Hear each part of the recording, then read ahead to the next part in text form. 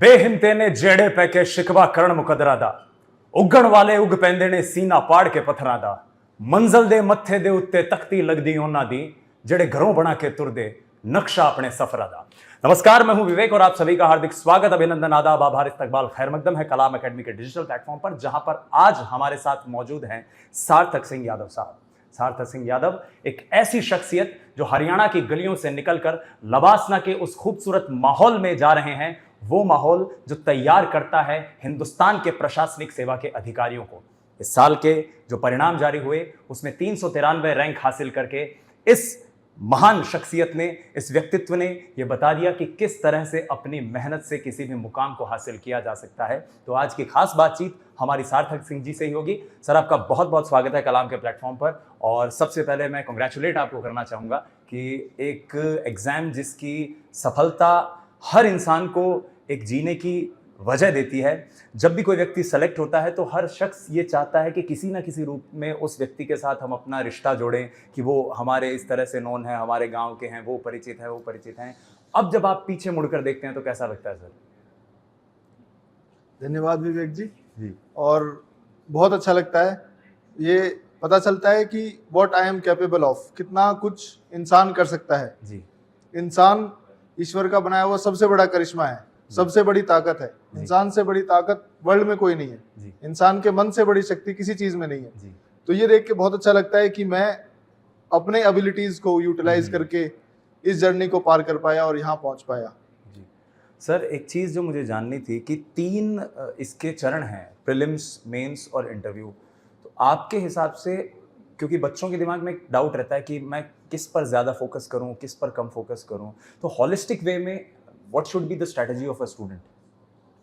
बिल्कुल ठीक बात है। 3 फेजेस हैं और हर फेज का अपना एक अलग इंपॉर्टेंस है। प्रीलिम्स का, मेंस का, इंटरव्यू का, और वो अपने अपने तरीके से डिफरेंट चीजें इवेल्युएट की जा रही हैं जी। लेकिन अगर एक चीज सुनने को कहा जाए तो मेरा मानना है कि मेन, जैसे उसका नाम है मेंस एग्जाम, तो मेंस एक मेन चीज है जिसकी आपने तैयारी करनी चाहिए, जिसके मार्क्स मेरिट में ऐड होते हैं जी। और प्रीलिम्स को भी आप मेंस की तैयारी से कर सकते हैं। ऑल्दो सर्टेन एस्पेक्ट्स हैं प्रीलिम्स के जो अलग होंगे मेंस की तैयारी से जी। और सर्टेन एस्पेक्ट्स हैं मेंस के जो प्रीलिम्स की तैयारी से अलग हैं जी। लेकिन अगर जिसकी मेंस की तैयारी पूरी है जी, उसका प्रीलिम्स क्लियर होने के चांसेस ज्यादा हैं। ओके जी। सर, आपकी इस तैयारी में, इस पूरी यात्रा में कलाम एकेडमी की क्या भूमिका रही, वो चीज़ हम जानना चाहेंगे आपसे। पिछले अटेम्प्ट्स में मेरे एसए पेपर में कम नंबर आ रहे थे, तो मुझे लगा एसए काफ़ी रोड ब्लॉक है मेरे अच्छे मेंस के मार्क्स में, तो मैंने एसए का मटेरियल जो है कलाम एकेडमी का वो यूज़ किया। उससे जो वेरियस डायमेंशंस दिए गए थे कि एक टॉपिक के ऊपर कैसे सोचना है, कैसे ब्रेनस्टॉर्म करना है, कौन से एग्जाम्पल्स लिखें, कौन से एनेक्डोट्स बनाएं, वो सारी चीज़ें मैंने उस मटेरियल से देखकर अपने नोट्स में डाली।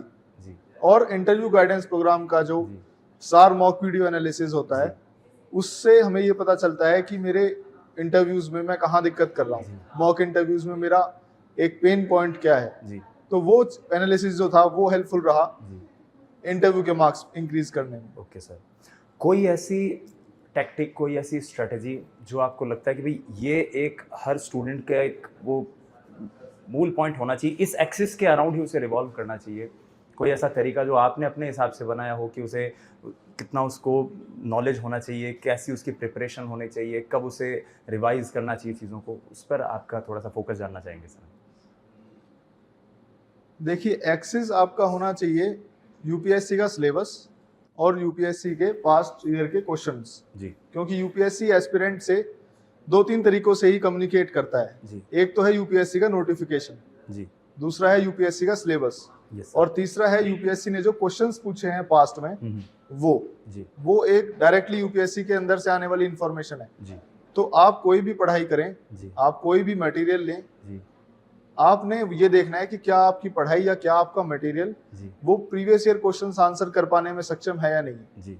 अगर सक्षम नहीं है जी, तो आपको फिर मटेरियल बदलने की जरूरत है। तो आप फिर आपने कोई गलत किताब ली हुई है जी। लेकिन अगर आपकी मटेरियल ठीक है जी, और आपने कंसिस्टेंट मेहनत पुट इन की है, consistent number of hours put in किए हैं, तो आप पीवाईक्यूज देखेंगे तो आपको लगेगा कि हाँ, ये मैं कर सकता हूँ, ये डुएबल चीज है। और जब जी। आपको ये डुएबल लगने लगे जी या ये पता लग जाए कि ये जी इस सिलेबस के टॉपिक से ये क्वेश्चन पूछा गया है जी और इस बुक से ये क्वेश्चन एड्रेस जी किया जा सकता है, जी वो आपका एक्सेस रहेगा पूरे प्रिपरेशन में, तो वो आपको एक ठीक डायरेक्शन देगा। जी सर, एक चीज़ और जाननी थी कि इस पूरी यात्रा में अक्सर बच्चे डिमोटिवेट हो जाते हैं, हताश हो जाते हैं, उससे कैसे बचा जाए, उससे कैसे लड़ा जाए सर? आपकी यात्रा में ऐसे जब पड़ाव आए होंगे तो आपका निजी अनुभव क्या रहा उनसे लड़ने का? देखिए, डीमोटिवेटेड होना, परेशान होना, कंफ्यूज्ड होना, ये एक नेचुरल ह्यूमन बिहेवियर है। जी तो अगर ये आपके साथ हो रहा है तो इसमें पहली बात तो परेशानी की कोई बात नहीं है, जी क्योंकि सब डीमोटिवेटेड फील करते हैं। जी अगर आप डीमोटिवेटेड फील आप अगर नहीं कर रहे हैं जी तो वो एक परेशानी की बात होनी चाहिए मेरे हिसाब से। सीरियस नहीं है। यस अगर आप हर तीसरे दिन डिमोटिवेटेड फील कर रहे हैं तो आप ठीक चल रहे हैं, जी तो आपका मानसिक संतुलन ठीक है। जी लेकिन अगर आप 3 महीने तैयारी कर रहे हैं और सीरियस तैयारी कर रहे हैं और आप डिमोटिवेटेड फील नहीं कर रहे, जी तो आपको सोचना चाहिए कि भाई ऐसा क्यों है। Okay sir. अब जैसे ही आप डिमोटिवेटेड फील करेंगे तो आप 2 चीजें यूज कर सकते हैं जो मैं करता था। एक तो आप अपनी कोई हॉबी बनाइए, जी कोई स्पोर्ट खेलिए, बैडमिंटन होगा, टेनिस होगा, आपके घर के पास पार्क है, आप उसमें दौड़ लगाइए। एक हॉबी रखिए जो फिजिकल एक्टिविटी जिसमें इंक्लूडेड हो। जी और दूसरा, मैं श्रीमद् भागवत गीता पढ़ता था जी और जब भी मुझे कंफ्यूजन होती थी जी। या कुछ और पढ़ने का मन नहीं करता था तो मैं बैठ के गीता पढ़ने लगता था और जितनी उसमें से समझ आती थी मैं समझता रहता था, नहीं समझ आती थी तो भी मैं पढ़ता रहता था। जी क्योंकि जो एक वाइब है गीता की, जिसको मैं आज के जनरेशन जो हम लोग टर्म्स यूज करते हैं, वो एक काफी मोटिवेटिंग वाइब है। जी उसमें जो सजेशंस दिए गए हैं, जी जी अर्जुन को अगर हम देखें तो अर्जुन भी कंफ्यूज था, डिप्रेशन का डिप- ही शिकार था, कह Yes, सकते हैं अपन। जी वो भी एक्शन नहीं ले पा रहा था, वो जी। भी वॉर फील्ड में था, जी वो भी युद्ध भूमि में उसको समझाई गई बात है जी। भगवान श्री कृष्ण के द्वारा। जी तो आपकी ऐसे ही युद्ध भूमि हो सकती है, कॉम्पिटिटिव एग्जाम्स Yes, हैं या जो है, यस सर। तो आप उससे गाइडेंस ले सकते हैं, वो जी। आप पढ़ सकते जी। हैं और वो आपको एक इम्प्रूव करेगा, आपके पर्सनैलिटी को भी इम्प्रूव करेगा, प्लस आपको मोटिवेशन भी देगा, एनर्जी भी देगा। Yes sir. कोई ऐसी सलाह जो आप से, क्योंकि अब हम कंक्लूजन के राउंड पे हैं, कि जो आप पेरेंट्स को देना चाहें एज वेल एज स्टूडेंट्स को देना चाहें, मस्ट हैव और मस्ट नॉट हैव, पेरेंट्स के लिए भी और टीचर्स के लिए भी आपकी तरफ से? वैसे तो मैं इतना एलिजिबल नहीं समझता अपने आप को कि लोगों के पेरेंट्स को एक कुछ गाइडेंस या कुछ दे पाऊं, लेकिन जो मैं अपने पेरेंट्स को देखकर या अपने फ्रेंड्स के पेरेंट्स को देखकर चीज़ें 2-4 चीज़ समझ पाया हूं, तो मैं ये कहना चाहता हूं कि आपको अपने बच्चे पे अननेसेसरी प्रेशर नहीं डालना है। जी जी क्योंकि बच्चे का बड़ा मासूम दिमाग है, बड़ी मासूम उसकी सोचने का तरीका है जी और उसने लाइफ देखी नहीं है। 20-25 साल का बच्चा होता है जो यूपीएससी की तैयारी कर रहा होता है। Yes sir. जब हम उसको अपने एक्सपेक्टेशंस के बोझ के तले दबा देंगे जी तो वो परफॉर्म नहीं कर पाएगा। जी तो आपको अपने बच्चे को मोटिवेट करना चाहिए, जी। लेकिन एक्सपेक्टेशन का जो बोझ है उसमें नहीं दबाना चाहिए, जी। क्योंकि फिर परफॉर्मेंस नहीं आ पाएगी। जी और बच्चों से मैं ये कहना चाहता हूँ, जो भी सिविल सर्विसेज एग्जाम की या आरएएस की जिसकी भी तैयारी कर रहे हैं, जी उन्हें ये बात समझने की जरूरत है, जी 99% केसेस में जी जो आप कंपटीशन फेस कर रहे हैं, जी उस कंपटीशन को फेस करने का फेयर चांस आपके पेरेंट्स को नहीं मिला था।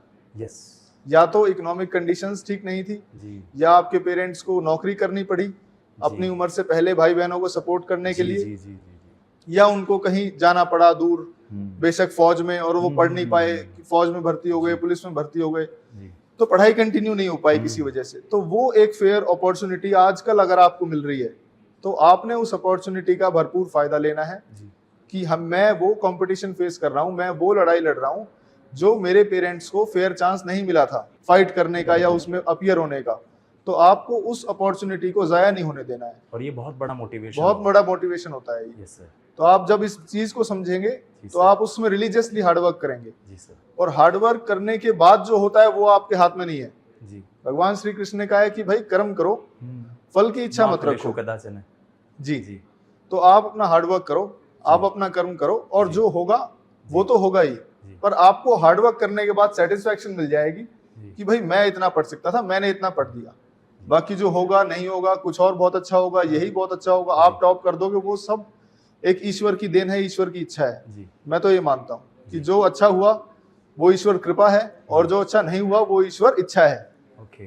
तो आप भी इस चीज में बिलीव कीजिए, लेकिन हार्डवर्क नहीं छोड़ना है आपने। युद्ध तो अर्जुन को ही लड़ना पड़ेगा, गाइडेंस भगवान श्री कृष्ण दे सकते हैं, रथ भगवान श्री कृष्ण चलाएंगे, लेकिन गांडीव तो उठाकर उसे अर्जुन लड़ना को ही तीर चलाने पड़ेंगे। बिल्कुल सर। ये जी एक सर। मंत्र है। मैंने कभी कुछ लिखा था, वो यही थी कि सबको ये तय करना है और इस युद्ध के जीवन मृत्यु भव के पार उतरना है। अर्जुन हो या कृष्ण युधिष्ठिर, अर्जुन हो या केशव हो, जीवन महाभारत का रण है, युद्ध सभी को लड़ना है। युद्ध तो सभी को लड़ना पड़ेगा, जैसा कि सर ने कहा। आप भी अपनी तैयारी में लगे रहिए, निरत रहिए, संकल्पबद्ध रहिए। ये एक संक्षिप्त बातचीत थी जिसको हम यहाँ पर कंक्लूड कर रहे हैं, इस विश्वास के साथ कि बहुत जल्द सार्थक सर के साथ एक और सार्थक बातचीत के जरिए हम मिलेंगे।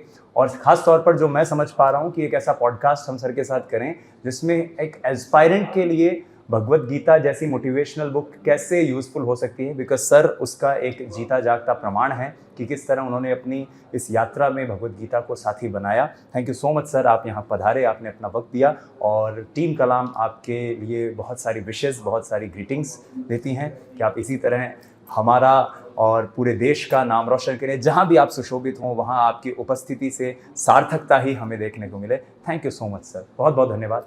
नमस्ते।